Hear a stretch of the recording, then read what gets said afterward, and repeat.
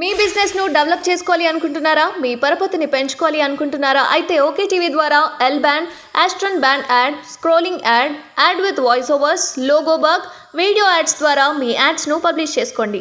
సంప్రదించవలసిన phone number 8520917933. నీకు మీ నాన్న గతే షర్మిల వైఎస్ విజయలక్ష్మిని వదలబోమంటున్నారు. సోషల్ మీడియాలో బెదిరిస్తున్నారు. లేపే అన్నాను అంటూ పోస్టులు. హైదరాబాద్ పోలీసులకు వైఎస్ వివేక కూతురు సునీతారెడ్డి ఫిర్యాదు. ఇది మన అంటే ఈ కుటుంబం ఒకటి కూడా ఎట్లయితుందనంటే రోజు వివాదానికే దారి తీస్తుంది. వైఎస్ వివేక హత్య ఒకటి, ఆ తర్వాత మళ్ళీ షర్మిల ఇక్కడ నుంచి ఆంధ్రాకి కాంగ్రెస్లో చేరడం, ఇవన్నీ ఎట్లా చూడొచ్చు అన్న? అంటే ఇవన్నీ వాళ్ళే కొట్లాడుతున్నారు. ఇప్పుడు అక్కడ కూడా కుటుంబ రాజకీయమే అవుతున్నది దాదాపు. అంటే మనం అందరం ప్రజలు వాస్తవంగా తెలుసుకోవాల్సింది ఏంటంటే ఈ కుటుంబ రకాలని రాజకీయాలు చేయాలనుకుంటున్న వాళ్ళని మనం పట్టించుకోవద్దు. ఫస్ట్ ఆఫ్ ఆల్ పట్టించుకోవద్దు, మాట్లాడొద్దు, చర్చించవద్దు. ఎప్పుడు కూడా మన ఏజెండాలోనే ఉండాలి. పాలకుల ఏజెండాలో కానీ దోపిడీదారుల ఏజెండాలో కానీ మనం పడితే, ఆ ట్రాప్లో పడితే ఇక మనం కూడా అంతే అయిపోతాం. కాబట్టి ఇవాళ వీళ్ళ గొడవ ఏదైతుందో అది కుటుంబ గొడవ, ఆస్తుల గొడవ, పంపకాల గొడవ, లేకపోతే వాళ్ళ రాజకీయ ప్రాబల్యం, ఆధిపత్య పోరు కోసం చేస్తున్న రాజకీయాలన్నీ కూడా అది వాళ్ళ వ్యక్తిగతము.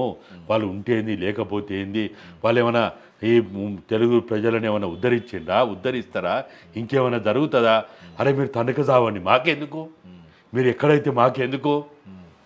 కాబట్టి ఈ రాజకీయాలని మనం ప్రజా సంక్షేమ రాజకీయాలని మనం మాట్లాడుకోవాలి. ప్రజా సంక్షేమ పాలన గురించే మనం మాట్లాడుకోవాలి. కానీ ఇటువంటి అక్కా చెల్లెళ్ళు, అన్నదమ్ముళ్ళు, తండ్రి కొడుకులు, తండ్రి బిడ్డలు కొట్టుకుంటా అంటే. ఇంకొక చివరి ప్రశ్న అన్న ఏంటంటే, కేసీఆర్ని మూడోసారి గజ్వెల్ ప్రజలు గెలిపించారు. ఈ 9 ఏళ్ళ పరిపాలనలో ఒక కేసీఆర్ ఏ ఒక్క కార్యకర్తకు కానీ ఏ ఒక్క లీడర్కి కానీ అందుబాటులో లేడు. అది మీకు తెలిసిన విషయమే. సో ఈసారైనా గజ్వెల్ ప్రజలకు అందుబాటులో ఉండి వాళ్ళ సమస్యలు తెలుసుకొని వాళ్ళకేమన్నా ఒక ఎమ్మెల్యేగా న్యాయం చేసే అవకాశం ఉంటుందంటారా? ఆయన నాకు తెలిసినంత వరకు 1985లో మొట్టమొదటిసారి గెలిచిండు. పోటీ చేసిందేమో 82, 83 తెలుగుదేశం పార్టీ పెట్టినప్పుడు ఆయన పోటీ చేసిండు. అప్పుడు ఓడిపోయిండు, మదనమోహన్ గారి మీద ఓడిపోయిండు. అంటే 85లో గెలిచిండు. 85లో గెలిచిన కాంచి ఇప్పుడే కాదు. నేనేమంటున్నా అంటే కల్వకుంట్ల చంద్రశేఖరరావుని మనం అర్థం చేసుకోవాలంటే ఇప్పుడు నడుస్తున్న చరిత్ర చూస్తే అర్థం కాడు. ఆయన ఎప్పుడు కూడా ప్రజలకు దగ్గర లేడు, పాలన దగ్గర లేడు. ఆయన మంత్రిగా ఉన్నప్పుడు కూడా సెక్రటరియట్ పోలేదు.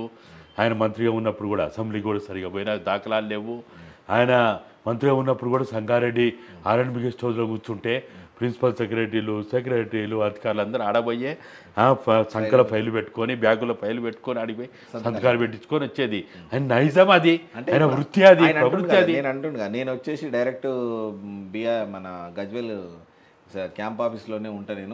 నేను అందరికీ అందుబాటులో ఉంటా. మీకు ఏ పనులు ఉన్నా సరే నేనే స్వయంగా దగ్గరుండి చేపిస్తా అనే ఒక మాట గజ్వెల్ ప్రజలకు చెప్పిండు. ఈ గజ్వెల్ ప్రజలు నమ్మొచ్చు అంటారా అన్న? ఇప్పుడు ఎవరైనా ఇప్పుడు నన్ను నమ్మాలన్నా, మిమ్మల్ని నమ్మాలన్నా మన ట్రాక్ రికార్డు ముఖ్యం. మనం గత 20 ఏళ్ళలో ఏం చేసినాం, ఎట్లా చేసినాం, ఏమైనా అనేది. ఇంకొకటి SMS పెట్టండి. గజ్వెల్ ప్రజలకు కేసీఆర్ అందుబాటులో ఉంటాడా లేక ఉండడా? ఆయన అస్సలు ఉండడన్న. మనం దాని గురించి అనవసరంగా ఆయన డైలాగులను పట్టుకొని మాట్లాడడం. డైలాగులని కాదు నేను చెప్పిన డైలాగ్, ఆయన డైలాగే అంటున్నా. ఇప్పుడు ఏంటంటే ఇప్పుడు 9 ఏళ్ళ పాలనను ఒక్కసారి కూడా ఒక్క వ్యక్తి కూడా కేసీఆర్ను కలవలేదు. ఇప్పుడు కలిసే అవకాశం ఏమైనా ఉంటుందా, కలుస్తాడా అని అడుగుతున్నా. ఏం కలవడు. ఇప్పుడు చూస్తలేమా, ఇప్పుడు ఎక్కడున్నాడు, ఎక్కడ మీటింగులు పెడతాడు. ఆయన పెడితే ఎక్కడ పెట్టాలి? నిజంగా ఆయన పెడితే పార్టీ మీద గౌరవం, రాజకీయాల మీద గౌరవం, చట్టాల మీద గౌరవం ఉంటే ఆయన ఎక్కడ వచ్చి కూర్చోవాలి? తెలంగాణ భవన్లో కూర్చొని అక్కడ ఆయన ఎమ్మెల్యేలతోటైనా ఎంపీలతోటైనా ఆయన మీటింగులు పెట్టుకోవాల్సింది. అక్కడ ఏడ కూర్చున్నాడు, ఏడ కూర్చొని మా కూర్చొని చెప్తాను. నందినగర్లో కూర్చుంటాడు, ఫామ్ హౌస్లో కూర్చుంటాడు. అంతే కదా. అంటే రాజ్యాంగం మీద, చట్టాల మీద నమ్మకాలు ఉన్నాయి అనుకుంటారు. ఆయనకి ఏముండవు. ఎంత ఉత్తమాట. మనం మన అవసరానికి ఆ రోజు తెలంగాణ రాష్ట్ర సాధన కోసం మనం తెచ్చుకున్నాం. కానీ ఆయన మంచోడనో గొప్పోడనో బుద్ధిమంతుడనో చట్ట పరిధిలో పనిచేస్తాడని నాకైతే ఎప్పుడు ఆ భ్రమలు లేవు. నేను చాలాసార్లు చెప్పినా, చెట్టును కొట్టడానికి గొడ్డల కామికి మనం ఎట్లనైతే గొడ్డల కామి కోసం చెట్టు కొమ్మనే వాడుకున్నామో అట్లా ఆయన వాడుకోవాలనుకున్నాం. కానీ ఇప్పుడు మన రక్షణ కోసం మనం రివాల్వర్ తుపాకీని ఎంట పెట్టుకుంటాం. తుపాకీ రివాల్వర్ గొప్పదా? మనిషి గొప్పోడా? మనిషి గొప్పోడు.